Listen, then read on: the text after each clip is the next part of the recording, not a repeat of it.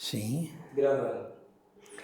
Padre, em 1976, depois da sua ordenação, aqui em São Paulo, o senhor voltou para a Europa e trabalhou por alguns anos em Portugal. Conta pra gente como foi esse trabalho e essa experiência do senhor lá, como pároco. Os padres de Schoenstatt tinham, e ainda tem, uma filial lá em Portugal. E os superiores acharam que era bom eu ir para ajudar mais um pouco na comunidade dos padres, né? Como eu sou filho de portugueses, até se tornou mais fácil para mim ir para a terra dos meus pais, né? E foi muito bom. Eu fui logo um mês depois da ordenação, fui para Portugal, trabalhei na paróquia Gafanha da Nazaré, que fica na Diocese de Aveiro, com o querido e saudoso Padre Miguel Lencastre. E lá o senhor ficou até 1981? Até 1981. Em 1981, voltei à Alemanha para fazer o terciado, como chamávamos, que são 3 meses de retiro com um determinado grupo dos padres que se ordenaram na mesma época. E aí fiquei 3 meses em Schoenstatt e daí recebi o comunicado dos superiores que eu estaria sendo transferido para o Brasil, de novo, né? Aí vim em 81 e aí tive a grande felicidade de vir por Roma e me encontrei com João Paulo II pela primeira vez, depois foram outras 4 vezes, e concelebrei com ele a missa na capelinha privada dele. Ele confirmou que eu devia cantar, falou isso para mim, né? Porque eu expliquei quem eu era e tal, e voltei para o Brasil e vim ser reitor do santuário da Mãe Rainha lá em Jaraguá, onde eu fui ordenado padre. Fiquei ali 5 anos como reitor e depois 4 anos como pároco na paróquia de Jaraguá. Que incrível, não? Em São João Paulo II também tinha um vozeirão, não, padre? É verdade, é verdade. Ele gostava e cantava até em português, né? Gostava muito daquele Canta a Barca, né? A Barca. Tem um clássico, ele cantando É o Pater verdade. Noster e depois ele cantando a Isso, Barca em português, acho que em isso. Belo Horizonte, né? Se eu não estou equivocado. Muito bem. Bem, padre, e aí quando o senhor voltou então para cá, o senhor ficou até o ano 2000 como reitor do santuário lá ou não? Não, eu fiquei... Foram 4 anos. Ah, 4 não, anos. 5 anos, desculpe, sim. Aí, fazendo a conta, né? Eu fui em 81, depois 4 anos de pároco na paróquia. Aí os superiores me liberaram para realmente andar pelo Brasil evangelizando. Mas como reitor e como pároco, eu também fazia meus shows sem faltar com as obrigações de pároco e de reitor, né? Mas aconteceu algo muito maravilhoso nesse decorrer desses anos, de 81 a 2009, que eu pude, em 1994, colocar a pedra fundamental, abençoada por Frei Damião, do Centro Educacional Catarina Quentenis. Catarina Quentenis é a mãe do padre José Quentenis. E construí um orfanato, onde eu criei meus filhos do coração. Foram vários anos, né?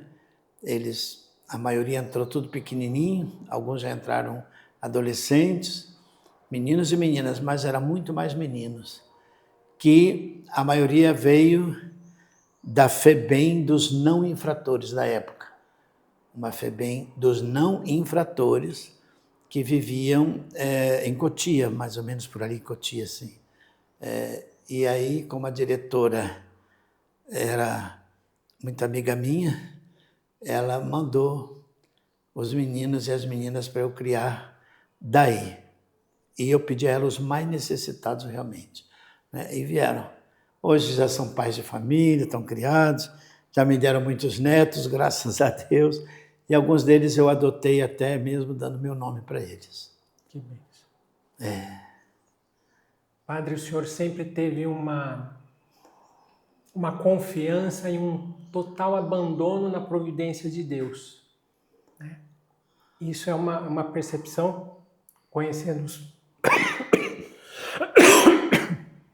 A gente vai ter que editar aqui.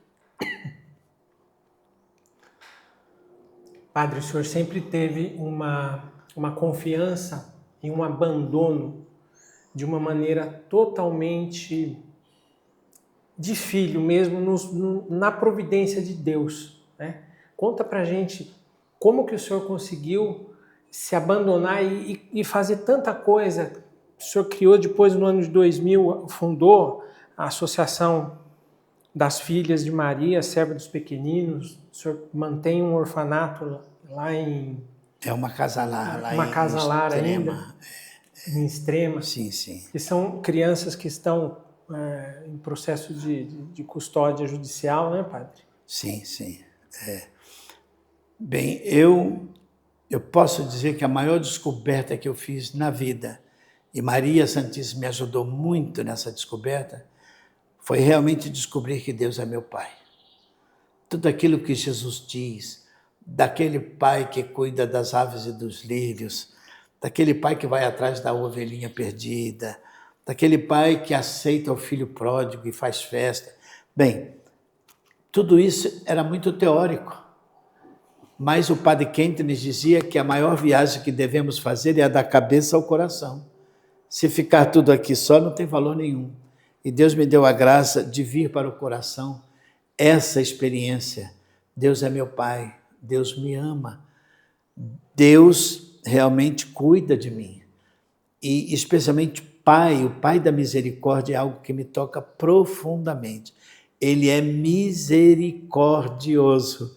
Eu acentuo o cor porque misericórdia vem de cor, latim, coração, e miséria. Aquele que trata a minha miséria com cor, com coração. Então, Deus é meu Pai de misericórdia. E isso para mim é extraordinário. Porque eu sei que eu não posso sozinho. Eu sei que eu não posso sozinho. Então, eu sei que Ele me ajuda, que Ele quer o meu bem.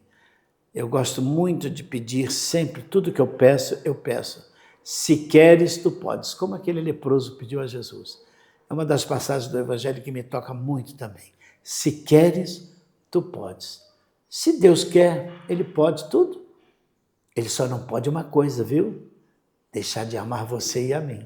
Isso Deus não pode. É a única coisa que é impossível para Deus. Então, acreditando nisso e confiando, a gente vai para frente. Meu pai queria que eu fosse engenheiro. E eu até disse, papai era um pedreiro simples, analfabeto, mas um homem sábio. E ele dizia, meu filho, eu queria tanto que você fosse engenheiro, agora você vai para o seminário. Quando eu fui para o seminário, né? Papai, eu vou ser engenheiro. Como é que tu vai ser engenheiro? Ó, menino, eu vou ser engenheiro, pai, porque eu vou construir pontes da terra para o céu. Ah, isso são poesias. E eu me tornei engenheiro, não no papel, mas eu tenho construído tantas casas, tantos oratórios, é verdade. E tudo eu mesmo que faço a planta, depois, claro, o engenheiro aprova, o arquiteto, não é?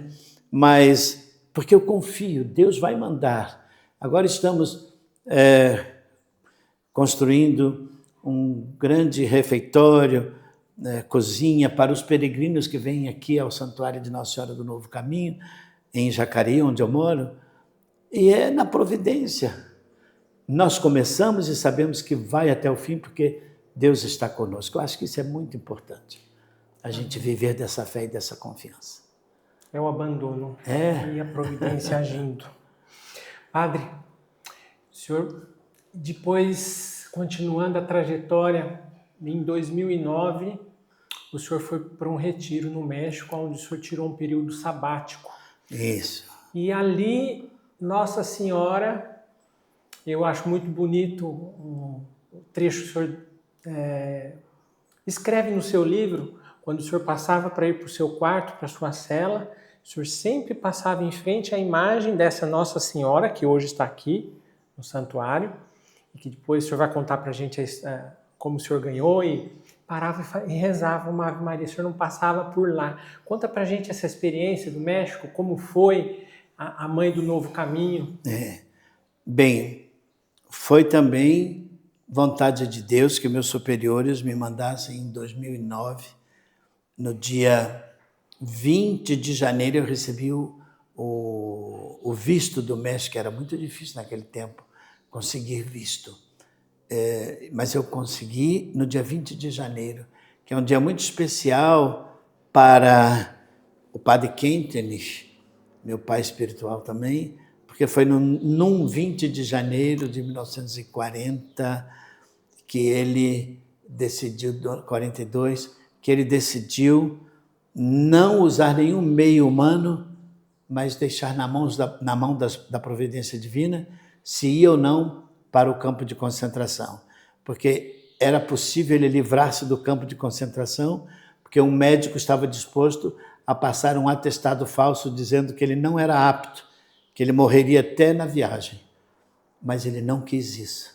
Ele decidiu-se, após celebrar a missa, eu vou, porque eu vou para lá onde Deus quer que eu esteja. E foi justamente no dia 20 de janeiro, em 2009, que eu ganhei o visto. Era como se nossa mãe também dissesse para mim, assim como aconteceu em 42 com o padre Quentenis, está acontecendo contigo agora, vai para o México. Meus superiores me mandaram para um ano sabático, mas era um sabático especial, era uma reciclagem numa casa própria para padres que estão se reciclando, teologicamente, fisicamente, espiritualmente, psicologicamente. Eu precisava desse tempo, porque o trabalho era muito árduo e eu nunca fiz férias na minha vida, sinceramente. Então eu estava precisando. E lá, as irmãs, no mês de maio, as freirinhas que cuidavam da casa, elas colocaram no pátio interno uma imagem de Nossa Senhora muito linda, com um menininho dormindo no colo dela, ela vestidinha com roupa. E quando, como você disse, quando eu passava por ali, sempre eu parava. E um dia chegou a irmã Timoteia, aí é de Timóteo o nome dela, né? Timoteia. Ela chegou para mim, era a mais velhinha da casa. Ela disse, padre, lá do meu escritório onde eu trabalho, eu vejo o senhor, sempre que o senhor passa por ela, o senhor para e reza. Eu sei que o senhor é muito devoto de Maria. Se a nossa madre lhe desse essa imagem, o senhor levaria para o Brasil? Claro que eu levaria, irmã Timoteia, mas a madre não vai dar, imagina. Vou falar com ela, vou falar com ela. Ah, meu Deus do céu. No dia 31 de maio, a madre me deu a imagem. E eu levei-a para o meu quarto. Mas antes, quando a irmã Timoteia perguntou se eu traria para o Brasil, eu perguntei, e como é o nome dessa Nossa Senhora, irmã? Ela disse, não tiene nombre, padre. Não tem nome. Como não tem nome? Não, nós recebemos de um padre de Puerto Rico e o padre não disse o nome dela e nós não sabemos. Nesse momento veio ao meu coração Nossa Senhora do Novo Caminho. Pensei, esse seria um título lindo para ela se ela fosse minha, porque eu estava começando naqueles dias, naquela semana, um novo caminho, porque eu tinha me decidido a sair dos padres de Schoenstatt para me tornar diocesano e ter mais liberdade até de levar adiante as obras, a fundação das irmãs. Eu sempre pensava também de fundar uma comunidade masculina, como também fundei depois. E aí era um novo caminho. E eu imaginava que a imagem era um presente para mim, então eu posso dar a ela o nome que eu quero. E quando a madre me deu a imagem no dia 31 de maio, eu a levei para o meu quarto, e aí eu queria ver como é que ela era feita, porque ela tinha roupa, né? Aí levantei um pouquinho o vestidinho da mãe e vi que os pezinhos dela, que não apareciam, porque o vestido era comprido, eu vi que os pezinhos dela estavam caminhando realmente. Ela está em atitude de quem caminha. Naqueles pezinhos eu disse, pronto, ela está dizendo que gostou do nome. E aí eu vim para o Brasil com essa imagem no dia 11 de junho de 2009. Por isso a festa dela é sempre no dia 11 de junho. E todo dia 11 a gente celebra a missa aqui às 4 da tarde para honrar esse título. Mas aí ela não veio só para ficar para mim, ela veio para o Brasil e para o mundo. Hoje ela tem o seu santuário aqui, não é? Que foi inaugurada em 2018. O Papa benzeu a pedra fundamental e benzeu a imagem também em Roma ao Papa Francisco em 2014. E hoje muitos e muitos peregrinos acorrem aqui a ela de todas as partes do Brasil. Que história linda. É a história da providência divina nas nossas vidas. A providência divina e também o entendimento dos sinais. Tudo, o senhor sempre fala que Deus dá um sinal, o senhor pede uma confirmação e Deus acaba mostrando para o senhor que o senhor está no caminho. É verdade. Até esse terrenão enorme que ganhamos foi um grande sinal de Deus. Guilherme e Rosália, um casal amigo, queriam me doar esse terreno, são 300 mil metros quadrados. E eu disse, eu não posso, Guilherme e Rosália, aceitar. Queriam dar para mim pessoalmente. Isso foi quando eu fiz 27 anos de padre. Agora eu vou fazer 50, já é quase mais de 20 anos, né? Sim, 23. 23 anos. Mas nós queremos dar para o Senhor. É lá em Jacareí, tal. Mas eu não posso aceitar porque eu fiz voto de pobreza. E eu não quero ter nada no meu nome, e graças a Deus não tenho. Eu quero viver sempre o voto de pobreza que eu fiz. Aí eu disse, mas se vocês derem para as nossas irmãzinhas, que eu já tinha fundado, né? As filhas de Maria Servas dos Pequeninos, vocês estão dando para mim, porque dá para os filhos e dá para o pai. Aí vamos ver se as irmãs querem, né? Também não podemos, olha, esse terreno é de vocês. Não. Pode ser um elefante branco, né? Aí marcamos um dia para vir aqui com as irmãs para elas conhecerem. E eu conhecer também, que eu não conhecia, não é? Esse terreno. E aí o Guilherme e a Rosália queriam muito que a gente subisse lá em cima, no lugar mais alto, aonde hoje está o santuário. E eu disse, mas para que subir lá em cima? Vamos ficar aqui por baixo, a gente já está vendo tudo. Aí o Guilherme disse, padre, é que eu e Rosália, nós vamos muitas vezes lá em cima rezar os dois sozinhos e sentimos muita presença de Deus. Até chamamos aquele monte de Monte Sinai. Vamos lá, padre, para o senhor sentir a presença de Deus. Aí vamos, né? Aí fomos subindo, não tinha estrada, não tinha caminho, não tinha nada. Fomos pelo mato. E no caminhar eu pedi no meu coração a Deus, a Jesus, Senhor, me dá um sinal. O Senhor quer realmente reinar nos corações das pessoas aqui, Senhor. E nesse momento o Guilherme, que vinha atrás, gritou, Padre Antônio Maria, eu achei um cogumelo vermelhinho, olha aqui, padre, que coisinha linda. Era assim, de meio centímetro, uma gota de sangue parecia, vermelho. Eu peguei aquele, eu nunca tinha visto um cogumelo tão pequeno e tão vermelho. Coloquei na palma da minha mão. Olha aqui, irmãs, olha aqui que lindo. Quando eu mexi a mão, ele resvalou e se encaixou aqui no coração do meu anel. A aliança que o padre, eu e as irmãs e os freis usam depois dos votos perpétuos é assim. Tem esse coraçãozinho aqui, para baixo. Até porque quando ele muda de lugar, às vezes, a gente tem que trazê-lo para cá e dizer, Senhor, ajudai-me a ter muito amor no coração e muito coração na mão. Bem, o cogumelozinho ficou aqui alojado. Quando eu olhei aquilo, eu disse, meu Deus, eu pedi a Jesus um sinal. Queres reinar nos corações? E esse cogumelozinho que me lembra tanto o sangue de Jesus, o próprio Jesus, se alojou no coração. Ah, eu acho que ele está me dizendo que ele quer sim. Mas pensando eu comigo mesmo, não falei nada para ninguém. Fechei a mão para guardar o cogumelinho e fomos embora. Aí uns 200 metros mais à frente, eu disse, mãezinha do céu, me parece que teu filho Jesus já me deu um sinal. Me dá um sinal, tu também, mãe, por favor. Tu queres, mãe, abrigar aqui os teus filhos e filhas? Nesse momento que eu rezei no coração, o Guilherme grita, achei outro cogumelo, padre, só que é azul, um pouquinho maior, olha aqui que lindo. Quando ele me mostra, era um guarda-chuvazinho azul, um abrigo.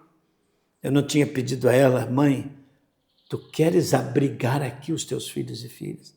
Ela me manda um guarda-chuva, podia ser vermelho o cogumelo, era azul, para lembrar o manto dela.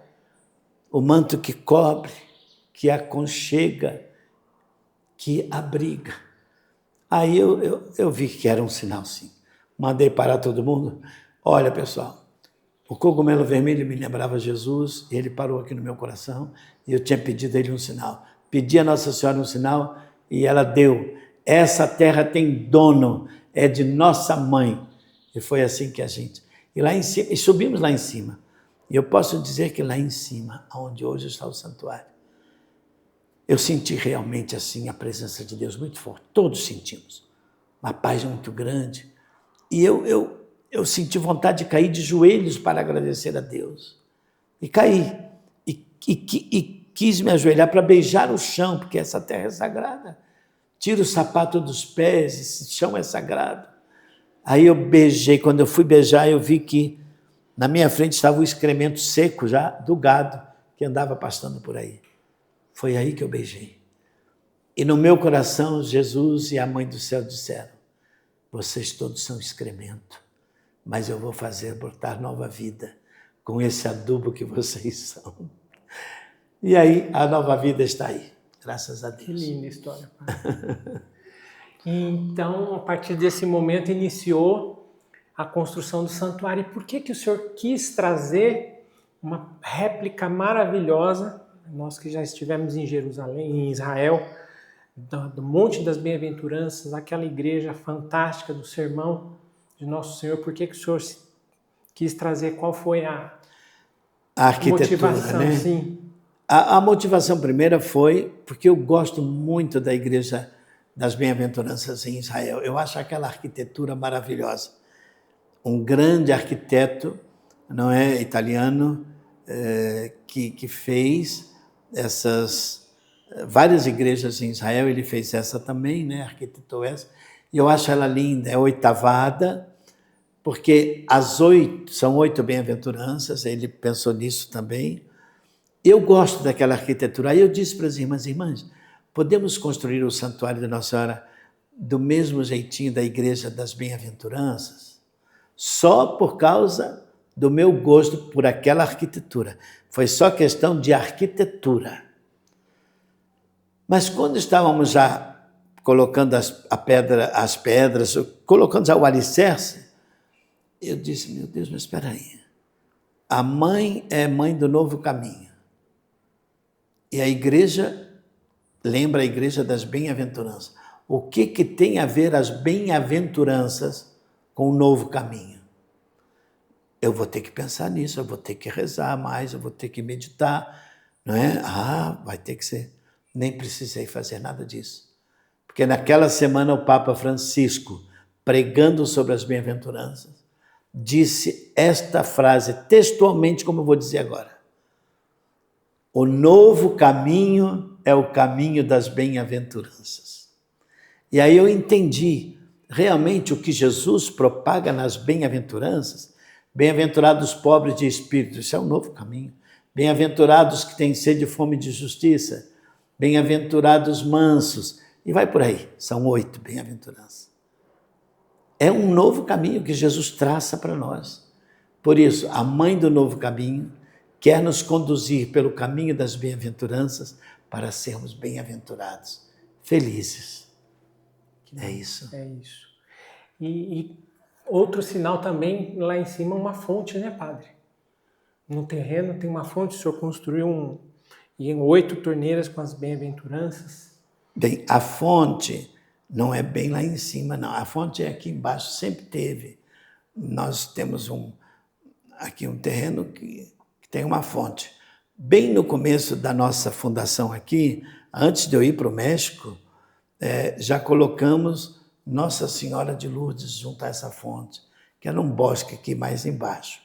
Agora, lá em cima, para lembrar que as 8 bem-aventuranças são a fonte de vida para todos nós, fizemos então uma fonte, usando, claro, uma caixa com água, que está escondida, e 8 torneirinhas, cada uma com com um azulejo escrito uma das bem-aventuranças. Ali é água benta, que eu tenho cuidado de benzer sempre, e o povo vai ali e pega aquela água benta, e também já tem acontecido maravilhas com as pessoas que com fé usam essa água benta. Mas o santuário é uma fonte de bênçãos especiais. Por isso, eu quis, desde o começo, fazer uma fonte como se ela saísse do santuário e caísse em duas mãos que estão lá, para dizer, eu tenho que ter as mãos e o coração aberto para receber as graças simbolizadas na água que vem. E a essa fonte também fizemos. Aí é uma fonte artificial, mas é de uma simbologia muito, muito grande. Muito profunda, espiritual muito profunda, Padre. Maravilhoso. Peregrinos, quem não conhece, fica o convite para que vocês venham aqui conhecer o santuário de Nossa Senhora, Mãe do Novo Caminho, Amém. Conhecer aqui o Mosteiro em Carim. Dia 11, todo dia 11 às 16 horas, o Padre Antônio Maria celebra, preside a Santa Missa, e é um momento de muita oração. Eu já vim algumas vezes, sempre que posso venho, e vocês são convidados, então venham participar Amém. Conosco desse momento de fé e de oração, Isso né, Padre? Mesmo. E é bom a gente também dizer que essa segunda parte da nossa gravação estamos fazendo aqui na capela do Mosteiro das Nossas Irmãs, aonde também Maria e Jesus, lá no altar, numa imagem muito linda, nos dizem que as graças vêm dele pelas mãos dela. Padre, conta uma coisa pra gente, o senhor que esculpiu essa imagem, não foi? Não. Mas o senhor é escultor também. Eu também gosto. Aquela ali, daquela cruz que nós chamamos Cruz do Novo Caminho, aí fui eu que esculpi. E lá em cima também aquele Cristo que lembra o Cristo das Bem-aventuranças, também foi Deus que fez através desse padrezinho. E outras coisas que Deus me leva a esculpir também, por pura misericórdia. Eu nunca fiz curso de arte, de modelagem, não. Eu nunca fiz curso para cantar, eu nunca fui a fonoaudiólogo. Eu canto e, olha, posso até dizer hoje, com a maior humildade, sim, porque a humildade é a verdade, dizia Santa Teresa de Ávila. Eu sou humilde quando digo, não sou eu que canto, é Deus que canta em mim. A minha voz é Deus, porque eu estou com 80 anos e meio de vida já e estou cantando melhor do que quando eu era mais jovem. E não faço nada pela minha voz. Até gelado eu tomo, sem problema nenhum. O aplauso não é para o Padre Antônio Maria. O aplauso é para Deus, porque é Ele que faz essas maravilhas em mim. Como também a modelagem, né? Eu fui tentando e foi saindo, não é? Uma das grandes alegrias na minha vida é que eu pude, quando Nossa Santa Dulce dos Pobres, que eu tive a grande felicidade de conhecer, de conviver com ela. Quando ela morreu, eu, com gesso, tirei o rostinho dela, fiz a máscara mortuária, como a gente chama. E dessa máscara mortuária eu já tenho feito tantas irmãs dulces. Aí, redivida, né? A gente faz ela com os olhinhos abertos e viva, mas a partir do rostinho original dela. É uma bênção muito grande. Que lindo, Padre.